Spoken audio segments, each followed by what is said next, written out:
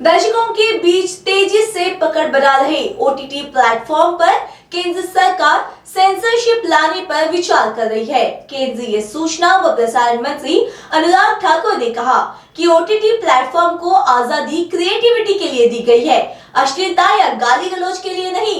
मुझे लगता है ये हाल ही में बहुत शिकायतें ये जो ओटीटी प्लेटफॉर्म्स की बढ़ी है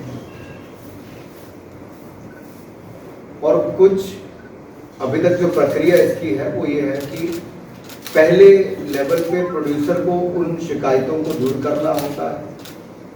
90-92% शिकायतें वही अपना बदलाव करके दूर करते हैं।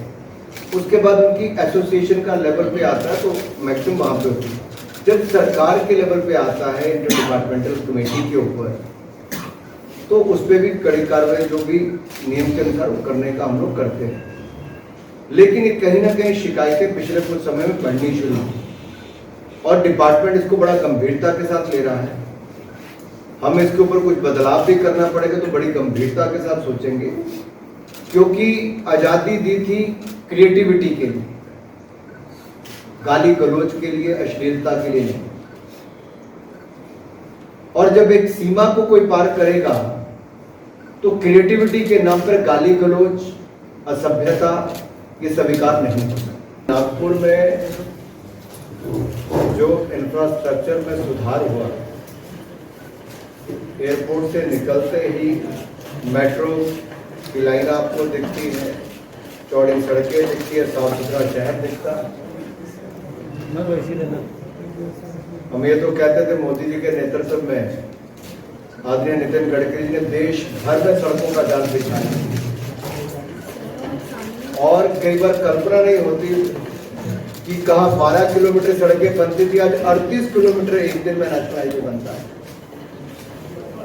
कोई कल्पना ही देश में नहीं कर सकता था कि क्या दिल्ली से बॉम्बे 12 घंटे में पहुंचा जा सकता है, या फिर अमृतसर से दिल्ली 3.5-4 घंटे। हम लोग मेरठ से आते थे दिल्ली से तो 3.5-4 घंटे लग जाते थे, आज 1 घंटे में पहुंचे। ये नए भारत में जो सड़कों का निर्माण हो रहा है और इसी तरह से वंदे भारत एक्सप्रेस जब चली, शताब्दी, राजधानी, सब ट्रेनों में बैठे, लेकिन वंदे भारत का एक्सपीरियंस ही बिल्कुल अलग है। कई जगह जहां पे लोग पहले हवाई जहाज से जाते थे अब ट्रेन से जाते हैं, क्योंकि समय बचता है। हर क्षेत्र अगर हम देखें तो वहां पर आज एक नई ऊंचाइयां देश छू रहा है। पिछले 5 वर्षों में जहां एक और एयरपोर्ट की संख्या दुगनी हो गई, वहीं पर आज तक का सबसे बड़ा ऑर्डर टाटा ने हवाई जहाज का भी दे दिया। तो उसका मतलब आने वाले समय में न केवल हवाई अड्डे ज्यादा होंगे बल्कि एयर कनेक्टिविटी और बेहतर हो जाएगी। रेलों की दृष्टि से कहां 2.5-3 किलोमीटर रेलवे ट्रैक पिछड़ा था, आज 8 किलोमीटर तक पहुंच गया।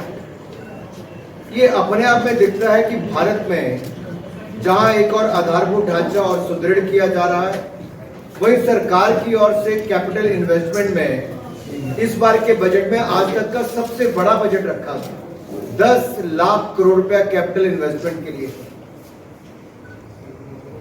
और इसी तरह से रेलवे के लिए अगर 2014 के मुकाबले देखें तो 9 गुना ज्यादा बड़ा बजट, 2,40,000 करोड़ रुपए।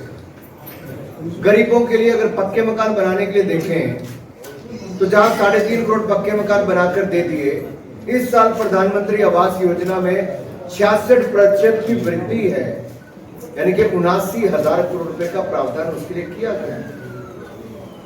एक के बाद दूसरा सेक्टर आपको देखने में नजर आएगा कि कैसे एक बड़ा बदलाव आया। जैसे गोवर्धन 500 नए प्लांट लगेंगे, या हम ग्रीन हाइड्रोजन की बात करें, क्योंकि जब मैं नितिन जी के शहर में और देवेंद्र जी के शहर में, इसलिए ये बात जरूर करना चाहूंगा कि अब हाइड्रोजन की गाड़ी नितिन जी ने हमें सबसे पहली बार दिखाई।